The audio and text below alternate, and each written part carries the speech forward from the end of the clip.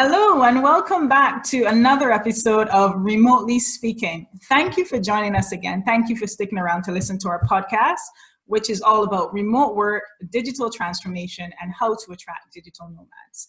Here today we have Mr. Dwayne Browne, an expert in the area of marketing technology and data-driven, improving your experiences through data.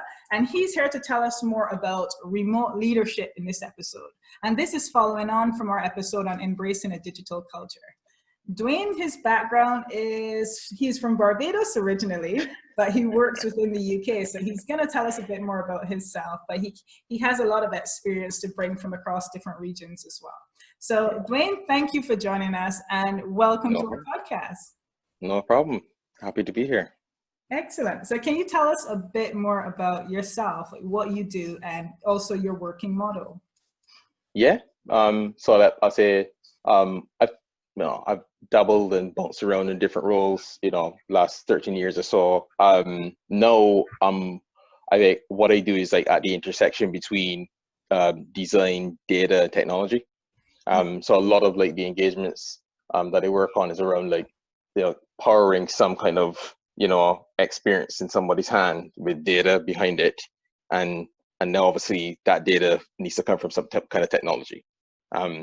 That's becoming increasingly more complex and more critical to businesses. So we found that this little niche area where me and my merry band of men and women, we just kind of help various different companies do that. Okay, so can you tell us about some of the companies that you've worked with and what would that type of work look like in those companies? So like I say, so I spend a lot of time like working with a lot of the media companies. Yeah. Actually, a lot of my first gigs came from like BBC and Channel 4. Yeah. I did some work in the Nordics, so like Sonoma, which is like the equivalent, it's like Channel 4 merged with The Guardian. And like for them, they've all had to respond to Netflix and Amazon Prime's a lot of what they call the over-the-top players, OTT players. Yeah. And a lot of them responded with data transformation. They had to change the way they use data or extracted value from data to recommend new content to keep the people there for longer if they were advertiser, or to send personalized emails and stuff to keep people more interested, things like that, right? Yeah. So my team is often called in to build those like middle bits of technology that got data. So it's like 3 different versions of Dr. Rochelle Haynes. You might have a subscription with like the magazine, and you might have a subscription with like the online player, and they need to merge you into one person, and then like send you relevant content and emails and what's not. So they call it single customer view. I've heard that term before. Yeah. Oh, well, that's fascinating. I've learned something new already. Brilliant. Yeah. And do I have it right that you and your team work primarily remotely? Is it that you're scattered across different regions or across different parts of the UK? And what is your working model? Yeah. I mean, right now. So you've got like, you got Mohsin and Shafiqa there, like in Pakistan, and you've got Ayo, he's in Nigeria. You've got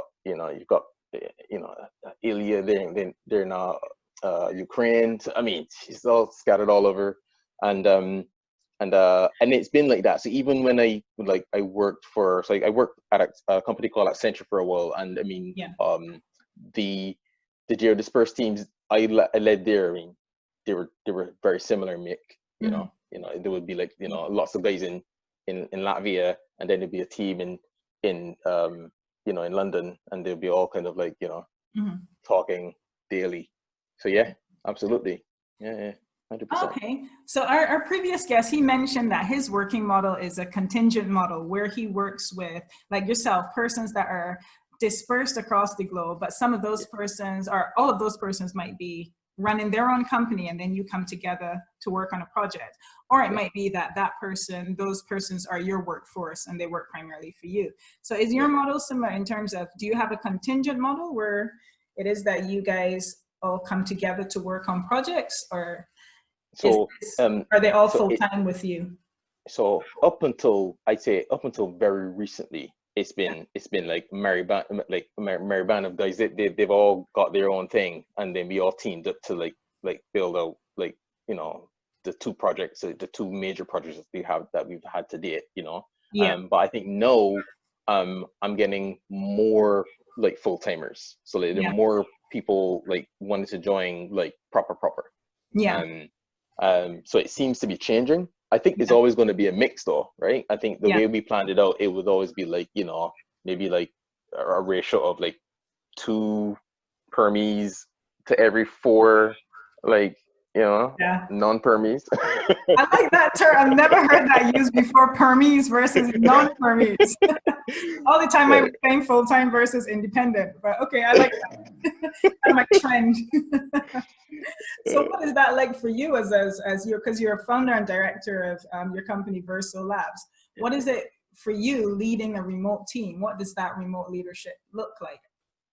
Okay. I mean, day to day, it means like, I mean, I say herding cats always because you're herding cats on the client side. Mhm. You need to organize the client in such a way that they can, the project could be as successful as it can be. But Yeah, and then hopefully you've got a team who's all aligned to a kind of a common goal. So that part should be easy. But yeah, you need to keep people excited though. yeah, You need to keep people in the game, right? And I call it being engaged. yeah, Um, so I just try to make like the day to day a bit fun, you know. yeah, So like on the daily, we do a mixture of like daily like video calls, like what we call like scrums, yeah, or we do write-ins. So if you can't, so like I don't like to have like us like on the call every single day. yeah, Because some people are, they need to juggle their clients, so it doesn't really work for them time zone wise, various different reasons. yeah. So but we at least do write-ins if we can't do video calls, then we do write-ins. So we basically Mm. say things like, I'm not with you today, or today I'm working on X, or yesterday it was Y, was blocked on Y, but no, I'm fine, or today I'm blocked. And then we kind of take it from there. So it's like managing that and connecting one guy who's really good at something but did it 5 months ago with another guy who's trying to crack that problem right now. That's often what I do. So it's like, oh, you should speak to Redma because he solved this problem the last time he had it. So you Yeah. should set up a call with him. Like, yeah, it's like that. Yeah, I think you mentioned some really good points there. I think often the challenge I've found is, or when clients approach me, the main struggle is a common goal. How do you actually, you might be working with 5 different people, as you said, they have their own projects, their own company, and you now have to come 5 contingent companies and align your goals to suit, as well as also make sure that they're engaged with your project as well as everything else that they're doing. So what are some of the challenges that you've had in that area? In terms of on the client side, you mean, yeah? Yeah, in terms of Yeah. that alignment and achieving that alignment and engagement that you speak of. Yeah, be honest with you. I mean, I have been in more than one project where it wasn't as successful because you had that, Yeah, and like, I think, you learn from your failures as much as you learn from your successes, right? If not absolutely. better.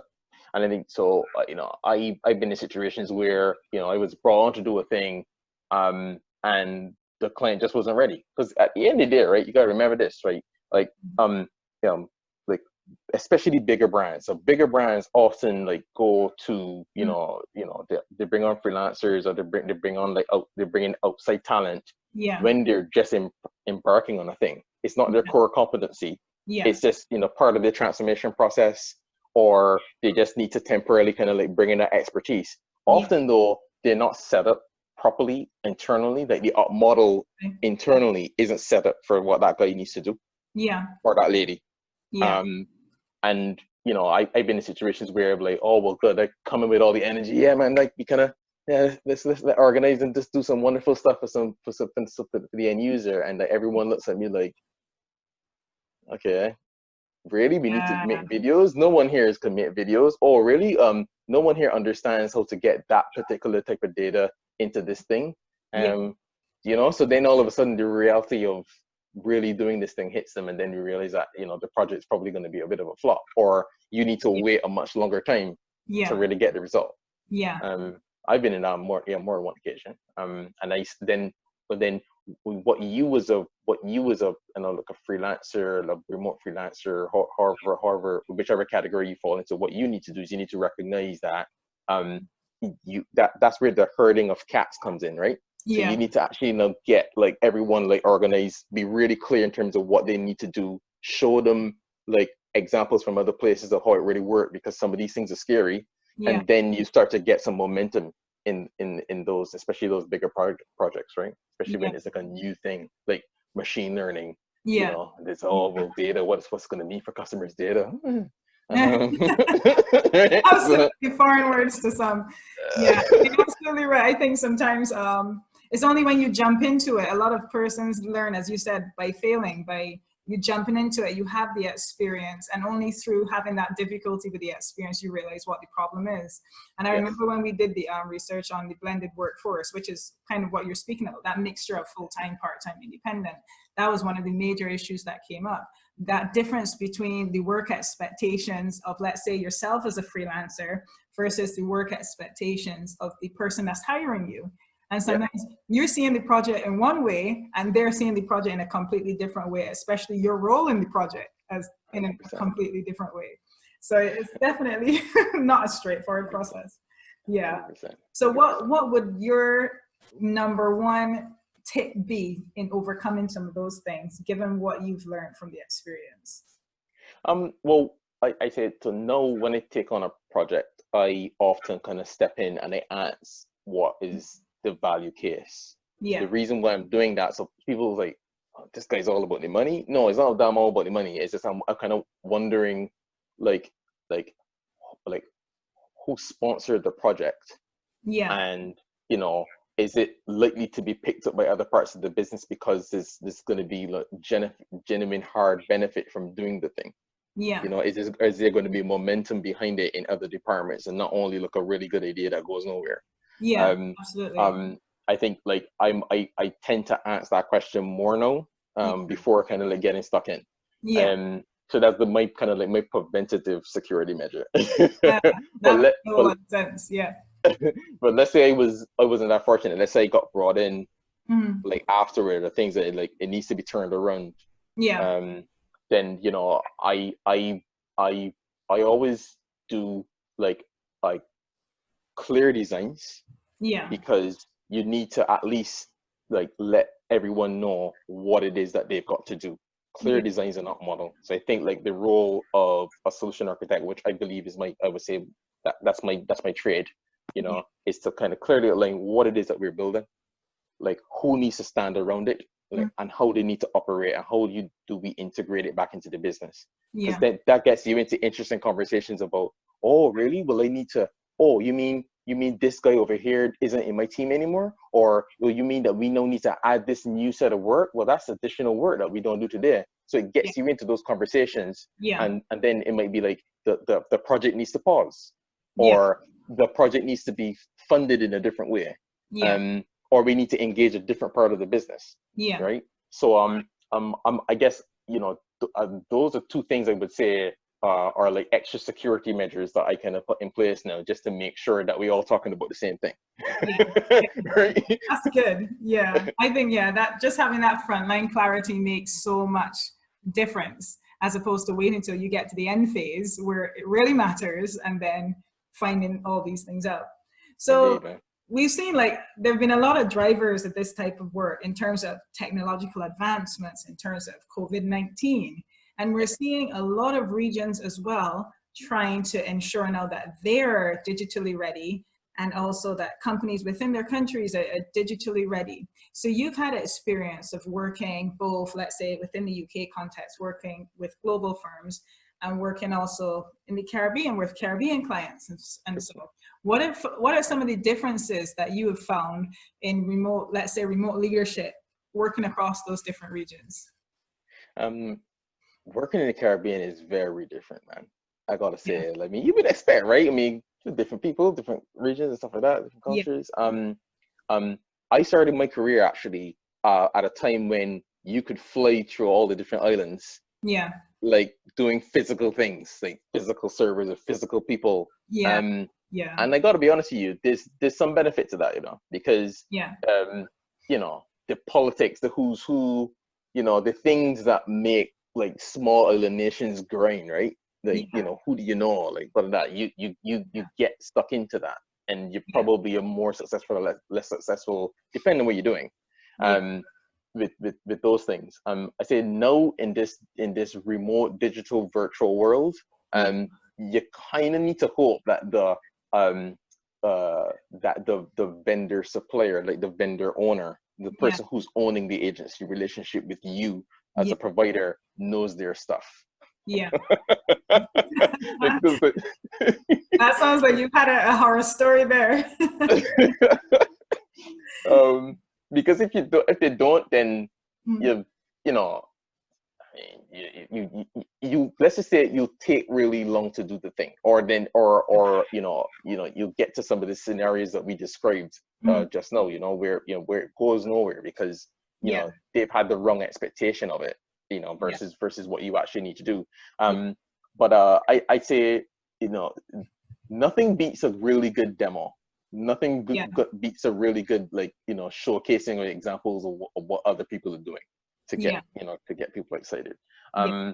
And then you get into the same types of conversations. So in a lot of ways, you're doing the same things, right? You just need to put in a little extra effort to show the art of the possible, and then make people feel, make your sponsors feel more comfortable with what they need to do, because some of the stuff is scary, man. In the data martech world, it's like, there's lots of stuff at risk, and people don't, some companies had actually may have not may not be aware that then they could use their data in the way that they can, Yeah.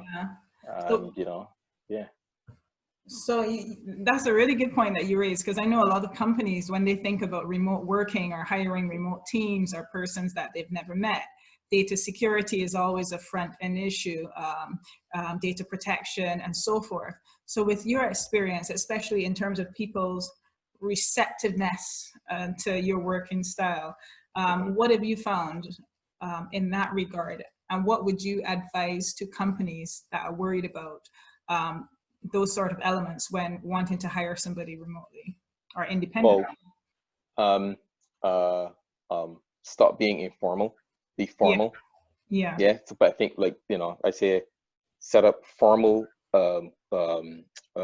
engagements with your suppliers, with your remote suppliers, where you clearly spell out the ownership of intellectual property that you create through the project. You're going to be creating, assets and bits of technology that are your IP. It gives you competitive advantage in the region.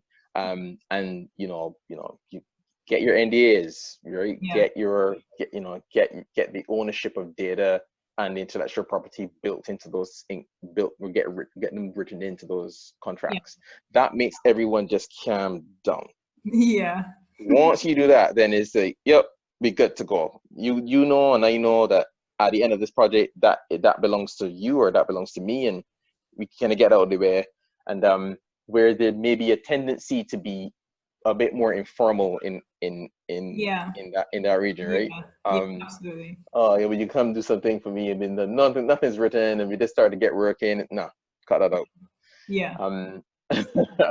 And I've got I've got examples of on both ends. Right. So I say that would be the thing that gets people more comfortable. Yeah, that makes a lot of sense. I think it's really important to have those I call them procedures and protocols. In our gig HR model, we call them gig tools. In our first room, we call them gig tools, which is the protocols, your regulations, your procedures, actually mapping out what that work looks like and how it should be done, what that execution should look like. So I totally agree that just gives more of a sense of security.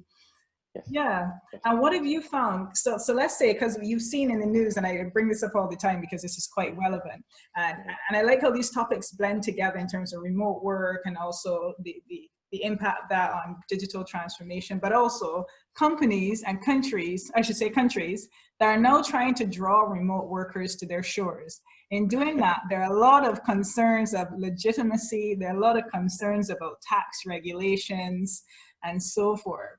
What would you say to countries, or let's say yourself being a remote worker, let's say with working within the Caribbean context, for example, do you see any sort of challenges or barriers in that area? I do, I do. And I'm like, was one of those things where like, it's ongoing research for me, because like, I kind of want to see how it plays out. Like I'm very mindful of like in terms of like working out tax residency with various different freelancers, right? And I think right now sometimes it's safer for us to all be contractors, just to make sure that, at least from a legal standpoint, like everyone needs to be accountable where they're at. So where you're living, you need to sort your taxes out where you're living. Absolutely. And whereas like when you get into like conversations about like being an employer, I don't know, I don't want to get into the spaghetti, like this can not just like straight spaghetti idea, like those tangly spaghettis. Those. I don't really want to get into those. Tagliatelle. You know what I mean? And maybe that's me being a little bit of a coward, but I just think it makes it easier for us to focus on the work that needs to be done, and just get cracking on with it. I think I would say that's my 2 cents on that one. Yeah, that makes a lot of sense. So in terms of the openness as well to this model, this has now become quite, I think people, as we said, going back to the reception, people are not now a lot more open to it. We'll probably see more of a rise in this type of working, but do you still see any sort of barriers in terms of persons, or let's say executive managers, and so forth? Do you see any barriers in terms of mindsets with adopting this type of remote leadership or teamwork style, global teamwork? All right, so you could imagine that I've been in a number of conversations about on this topic for recently, right? My current answer is that I could only answer with the matrix. Yes. All right. So I think so.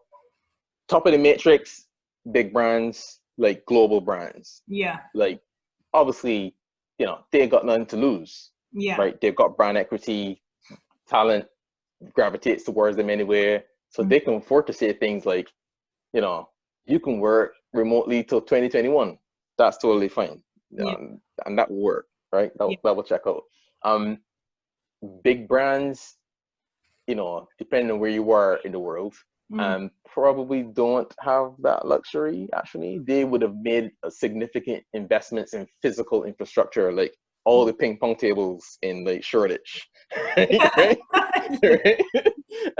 And for them, like, they're gonna want to get the return on that investment, man. They want to be able to attract talent regardless. So I think like at the earliest time that they can actually go back to being physical, they probably will do it.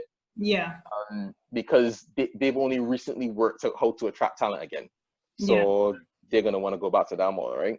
So I think for them, remote working might just be a contemporary thing for them, only for that category, right? So you got one category who's fine with that, it's totally fine, and then there's another category who probably isn't. They're just along for the ride for a time.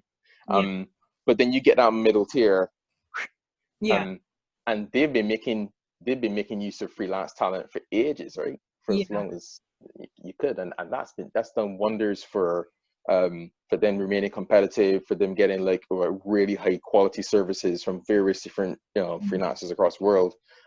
They're gonna stick with that. So like freelancing is like remote working, freelancing is here to stay for those like SMEs in various different countries and regions, right? And so I think that's my current point of view on it. Is that fair? Do you think it's fair? It makes sense. It makes a whole lot of sense. All right. And I would agree with a lot of that as well, because I've spoken to a lot of people.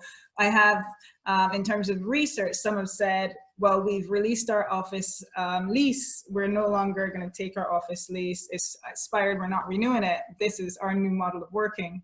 And then other companies that are in the process of, okay, let's wrap this up. Everybody, we expect you to be back at work by, let's say, September 1st. So I've seen it on both sides. But one thing I really hope is that the lessons that have been learned in the period about what's doable and what's possible haven't been lost. As remote working, it may not be suitable for everyone. It may not be suitable for every team.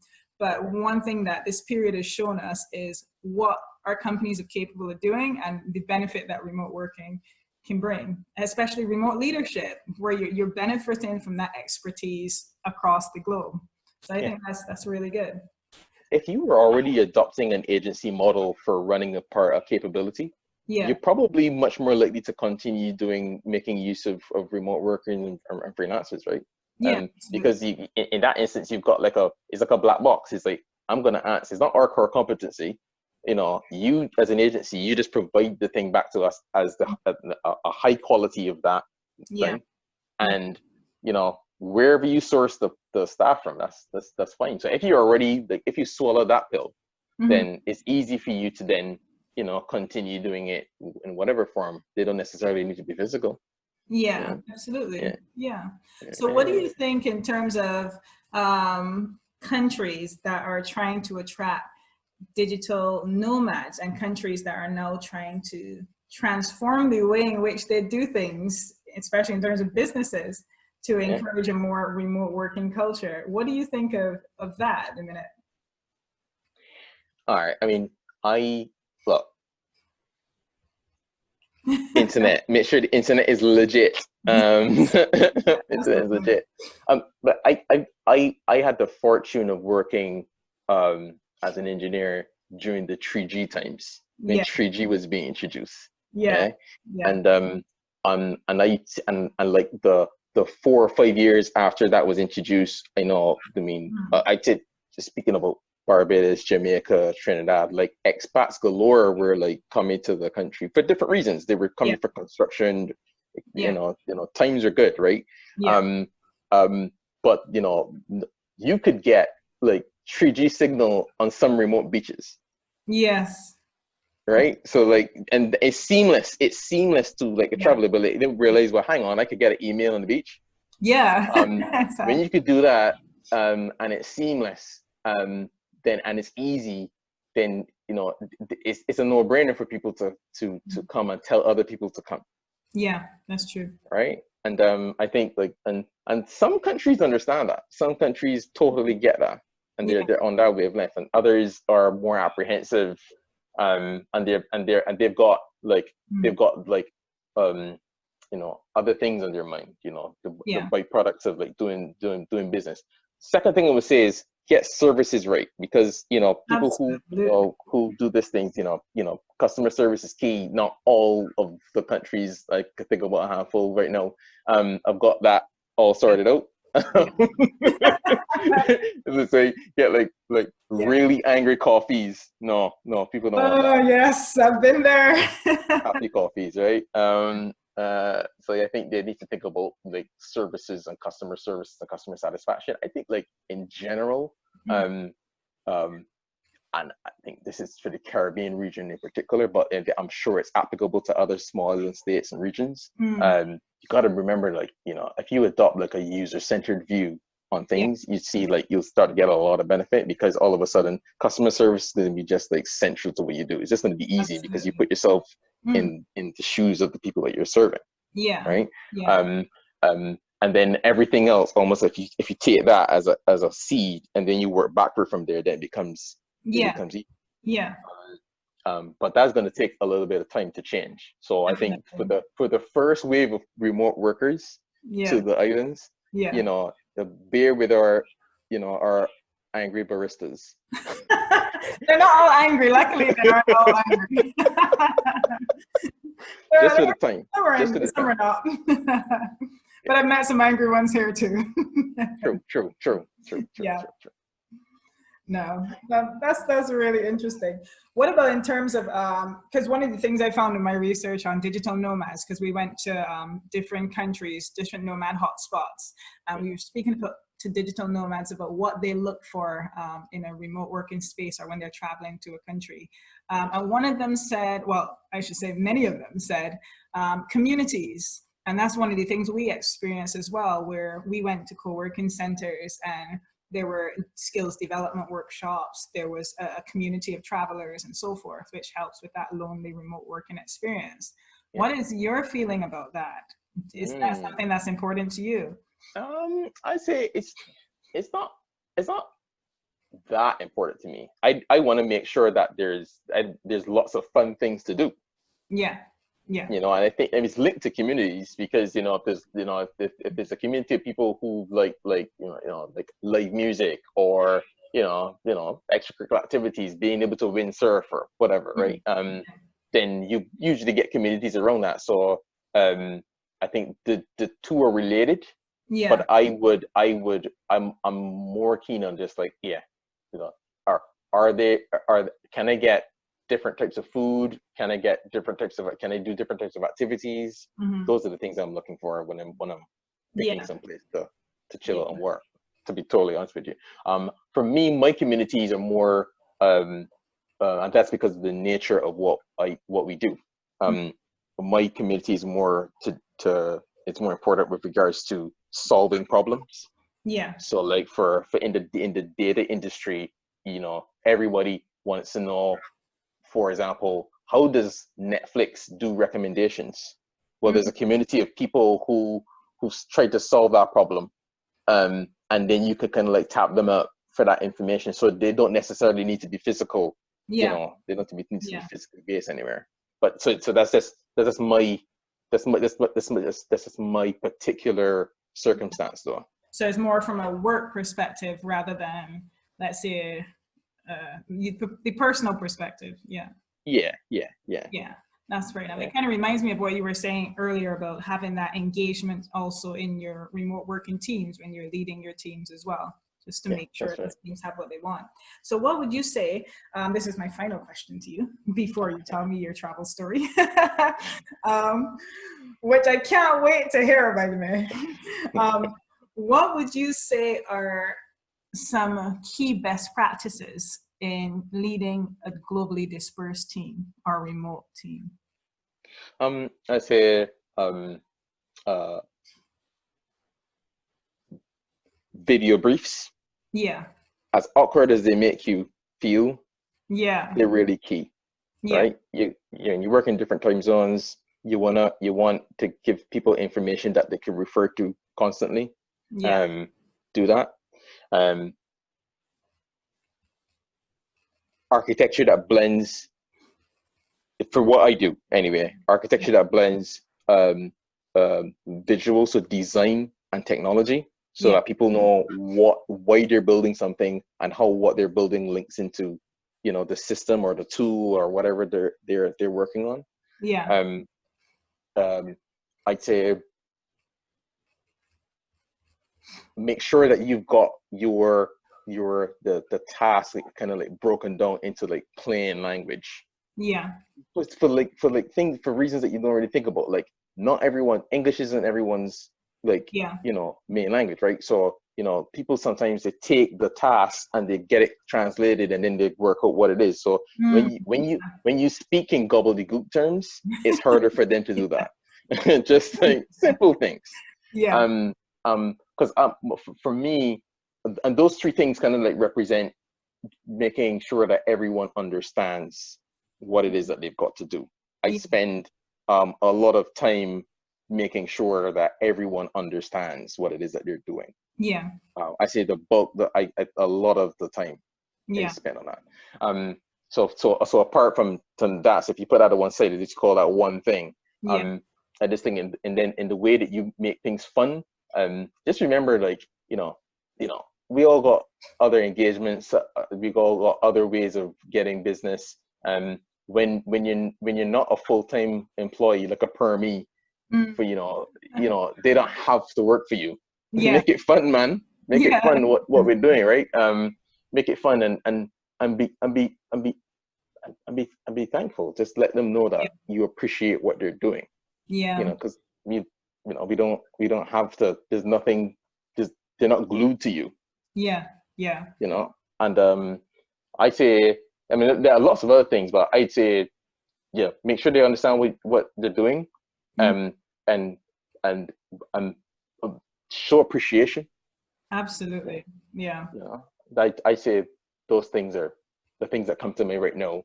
Yeah. As you put me on the spot. You're welcome. But I totally agree.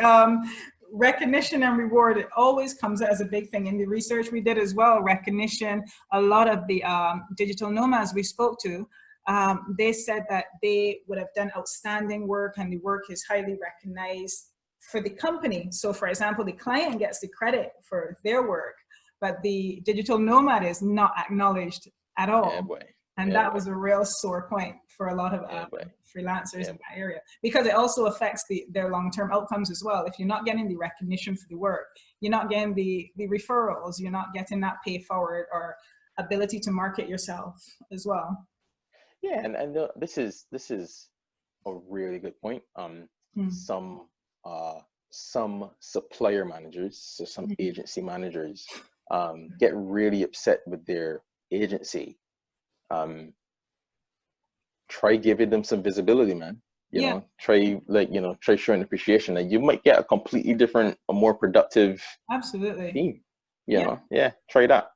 No, I totally agree.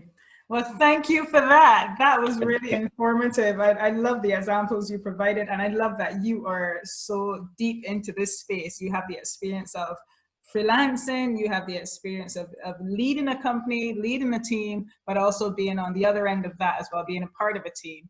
So it's really brilliant. And then that global experience, that's going to make a lot of difference to our listeners as well. So just to wrap up our session before we go, please, what is your funniest travel story? Oh my gosh, man. All right. So look, I think look, as you can imagine, right? I was an engineer flying all over the Caribbean, different islands, getting all different shenanigans. But I think the one that is sticking out to me right now is the one that happened most recently. So I'm